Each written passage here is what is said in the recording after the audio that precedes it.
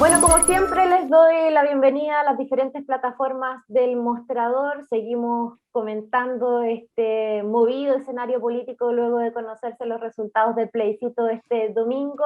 Y como ven, estoy conectada en esta oportunidad con la senadora de C por la región del Maule, Jimena Rincón. Senadora, ¿cómo está? Muchas gracias por entregarnos algunos minutos. Muy bien, muchas gracias. Bueno, está de más decir que han pasado varias cosas a partir del domingo hasta ahora, negociaciones de por medio transversalmente de todos los partidos políticos, varias cosas que conversar, pero quisiera partir la entrevista preguntándole por la situación interna de la democracia cristiana. Este miércoles fue el día de las cartas cruzadas, la renuncia del presidente, ahora expresidente Felipe del Pin. Más de 600 militantes pidieron la salida de la directiva completa, el expresidente de la DC también pidiendo la renovación de la estructura y por otra parte la dirección de los comunales pidiendo la renuncia de quienes manifestaron su opción por el rechazo. Dicho esto, ¿en qué, según su lectura, en qué pie está hoy día la democracia cristiana para enfrentar todo este proceso que se viene, este proceso de negociaciones del itinerario constituyente donde el acuerdo y el diálogo tienen que predominar? ¿Cómo lo ves? Nosotros hemos tenido reunión de bancada de los senadores esta semana y además hemos tenido una primera reunión con diputados, senadores y el equipo constitucional de la democracia cristiana que lidera nuestro abogado, amigo, colega, camarada Claudio Troncoso. Y la idea es poder trabajar eh, con el equipo de la democracia cristiana lo que van a ser nuestras propuestas. Uh -huh. Tenemos una reunión el día lunes para retomar el trabajo en el que están los jefes de bancada, los representantes de los partidos políticos y ambas conducciones de las mesas de la Cámara y el Senado, más las expresas a través de la ministra Anelia Uriarte por parte del gobierno. Y obviamente la idea es poder construir una propuesta entre todos y todas para hacerla presente el día lunes en este segundo encuentro construir un gran acuerdo. Yo creo que hoy día lo que importa es construir un gran acuerdo que nos permita avanzar y dar respuestas a el país y en paralelo que el gobierno gobierne, que haga lo que corresponde y es tomar la agenda no solo legislativa, sino que también del Ejecutivo para enfrentar los problemas de inseguridad, orden público, pero también inseguridad económica.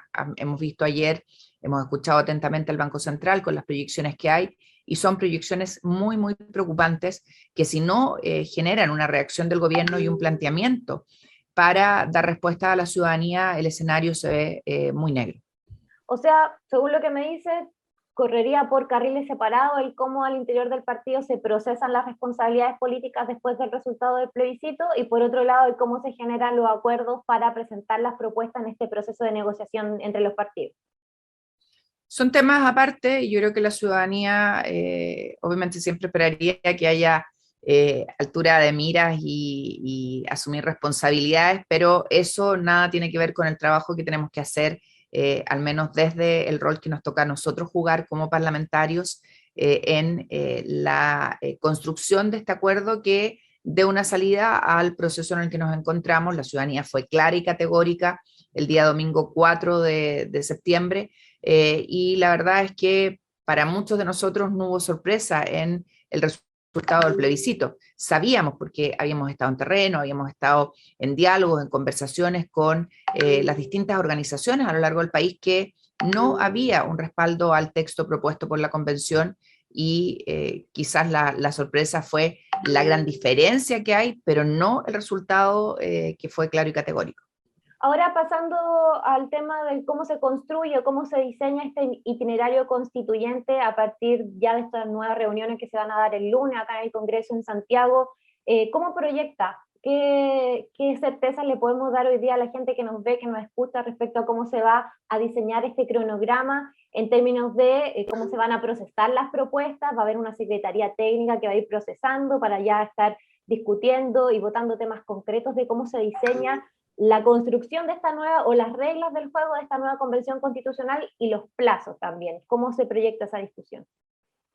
Bueno, yo espero que el lunes ya lleguemos todos y todas con algunas propuestas que nos permitan construir este acuerdo, pero lo más importante de todo esto va a ser la disposición, el tono, el cómo incluimos en el proceso que viene la participación de la ciudadanía. Tuviste que uno de los grandes problemas al final que tiene la constituyente es que todas las propuestas que surgieron de la ciudadanía a través de las distintas organizaciones y movimientos ciudadanos fueron desechadas, no se recogieron.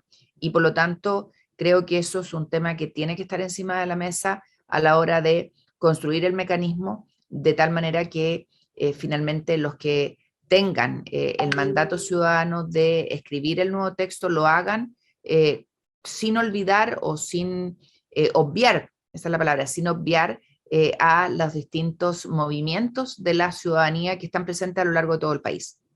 ¿Podría adelantarnos cuáles son esos parámetros o algunas líneas generales de las propuestas que van a presentar el día lunes en términos, por ejemplo, de números de convencionales, los plazos de que estaríamos hablando? ¿Hay algo que se pueda adelantar? No puedo adelantar porque todavía no lo tenemos consensuado, pero sí puedo decir que los criterios de que debieran estar encima de la mesa a la hora de, ¿no es cierto?, concordar este nuevo proceso es que sea austero, que sea corto, que sea sin tanto convencional para lograr generar acuerdos en torno a ese texto que no puede ser por imposición. Yo creo que si hay algo, y lo dije yo siempre, ¿por qué yo creía que iba a rechazar la ciudadanía esta propuesta de la convención? Porque un sector del país le imponía al resto su mirada. Y esto no funciona así. El texto constitucional tiene que ser un texto que seamos capaces de consensuar. De hecho, me ha parecido bien interesante y como alerta lo que algunos están tratando de hacer, de decir, bueno, los acuerdos que se tomen en la convención tienen que ser por 2/3 y otros dicen no, tienen que ser por 4/7, o sea, no han entendido nada, nada de lo que la ciudadanía dijo el domingo. El domingo dijo queremos acuerdos y los acuerdos significan hacer un esfuerzo para construir, ¿no es cierto?, una mirada compartida. Y si la voy a llevar yo a la imposición de la votación y del quórum, entonces estoy fuera de lo que la ciudadanía me está diciendo. ¿Usted comparte planteamientos como lo del expresidente Ricardo Lagos de que debiese existir de todas maneras una comisión de expertos que permita como procesar de mejor manera o procesar también los insumos que podrían generarse a partir de la propuesta constituyente en el gobierno de la presidenta Bachelet, de la propuesta constituyente rechazada? ¿Está de acuerdo con esa mirada?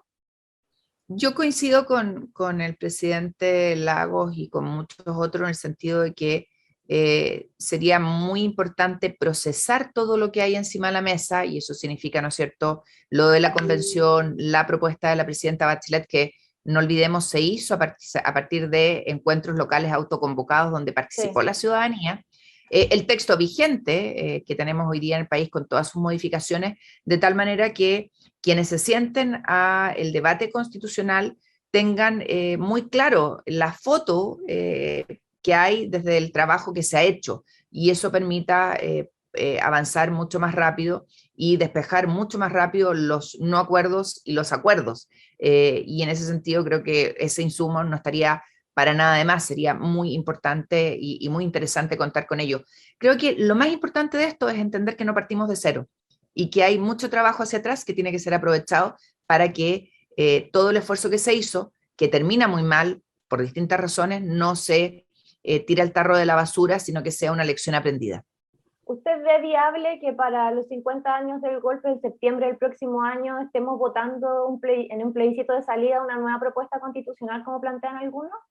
¿O es Me demasiado gustaría que ilusorio plantearse ese tiempo? me gustaría que antes de esa fecha estuviera esto resuelto, porque si no, se pueden mezclar las discusiones y no creo que sea bueno. Ahora pasando al rol del gobierno, ¿qué le pareció el cambio de gabinete, el protagonismo que tomó Socialismo Democrático en el comité político, el rol también de la ministra Uriarte en este proceso de negociaciones? ¿Cómo lo ves? Yo creo que hay una cierta incorporación de un mundo más moderado, más de centro, y de lo que ha sido el trabajo en los años hacia atrás de los gobiernos de la concertación, de la nueva mayoría.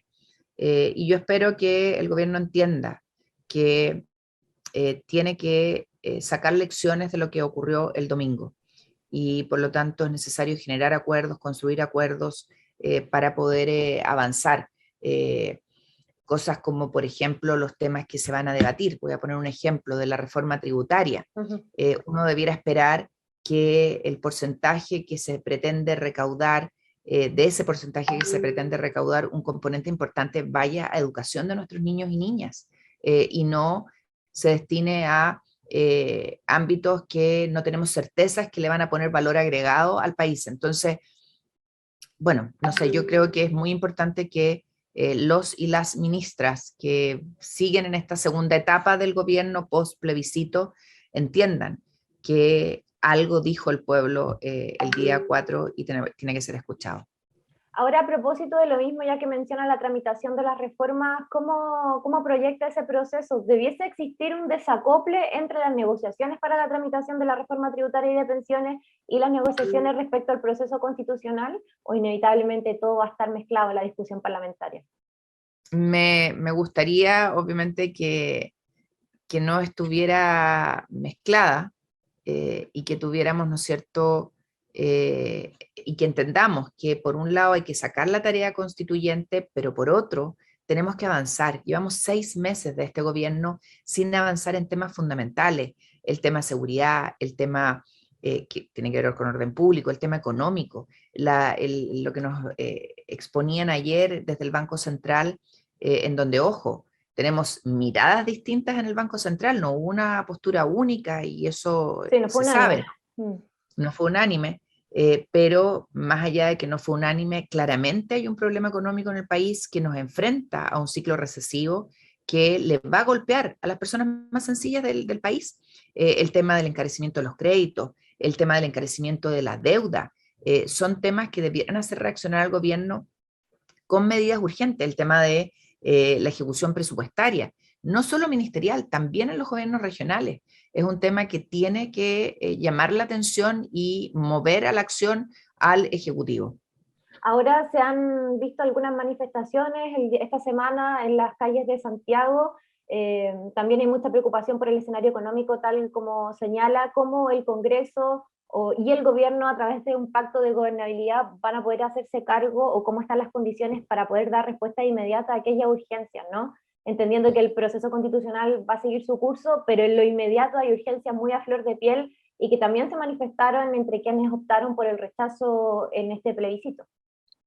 Yo creo que es fundamental que todos y todas entiendan que nadie puede saltarse el torniquete de la democracia. Y eso es fundamental. Chile habló de manera categórica el domingo 4 y tenemos que respetar las reglas de la democracia y avanzar juntos hacia la construcción de un nuevo texto constitucional, pero también de dar respuestas a los distintos sectores de la ciudadanía. Los que se manifiestan en nuestro país, está bien que lo hagan, y eso yo lo voy a respetar siempre, pero no pueden afectar el bienestar social del resto de la ciudadanía, de las personas comunes y corrientes, que en este caso, ¿no es cierto?, necesitan el transporte público para llegar a sus trabajos, pero también para regresar a sus hogares. Y ahí el país tiene que construir un nuevo camino al desarrollo. Yo creo que ese como el gran pendiente de nuestro país. Y ahí, obviamente, el gobierno tiene que dar máxima celeridad a los temas que dicen relación con una política de educación con visión de futuro, con dignidad y calidad para el país que quiere estar dentro de los países desarrollados en el mundo.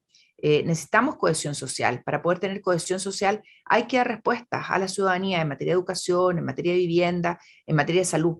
No podemos pasarnos 6 meses más esperando que un texto constitucional como cual varita mágica resuelva los problemas. Esto tiene que ver con gestión de gobierno y el gobierno tiene que dar respuesta. Ahora, como última pregunta, a principios de esta semana también los veíamos reunidos en esta centro izquierda por el rechazo, ahora centro izquierda por la nueva constitución, por el futuro. Por el futuro. ¿De qué manera se va a materializar de ahora en adelante su articulación también en este proceso de negociación que ya comenzó? Yo creo que si hay algo que nos debiera dejar como lección todo este proceso constituyente es el hecho de que la ciudadanía nos impone volver a conversar. ¿Qué es lo que pasó durante estos meses en que se debatió, ¿no es cierto?, el texto constitucional? Nos sentamos a debatir, con argumentos. Hubo mucha descalificación en muchos foros, pero más allá de eso, que yo creo que es parte de lo que tenemos que corregir hacia adelante, nos obligó el proceso que termina, nos obliga el proceso que viene a conversar. Miren, el país no puede construirse a partir de la imposición y por lo tanto, si hay algo que yo agradezco de este proceso es que nos salgamos de nuestras trincheras y nos sentemos a conversar pensando en lo que nos une, lo que nos convoca. ¿Qué es lo que es eso? A mi juicio, el dar respuestas a la ciudadanía, el buscar soluciones y miradas compartidas que nos permitan avanzar.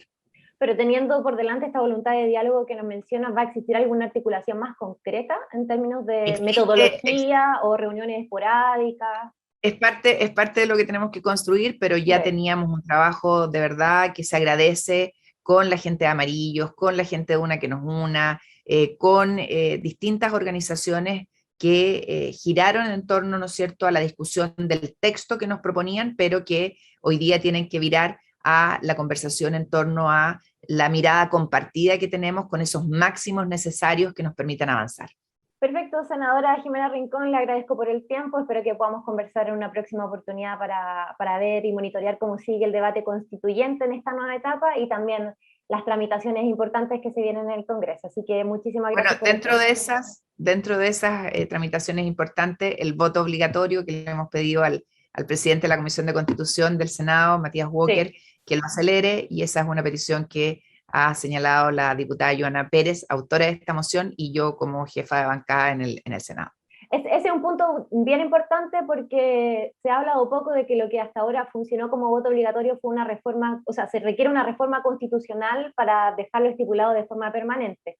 Ahora, así es, esto era específico para este plebiscito, sí, pero creo demostrado que es fundamental que todas y todos nos pronunciemos. El voto es un derecho, pero también es un deber. Así que vamos a avanzar hacia ello, va a haber que hacer algunas modificaciones en el segundo trámite, pero estamos seguros que esto va a ser un desde de ahora en adelante siempre. Perfecto, vamos a estar atentos a eso entonces. Muchísimas gracias. Gracias. Que estés muy bien. Chao, chao. A ti, muchas gracias, chao.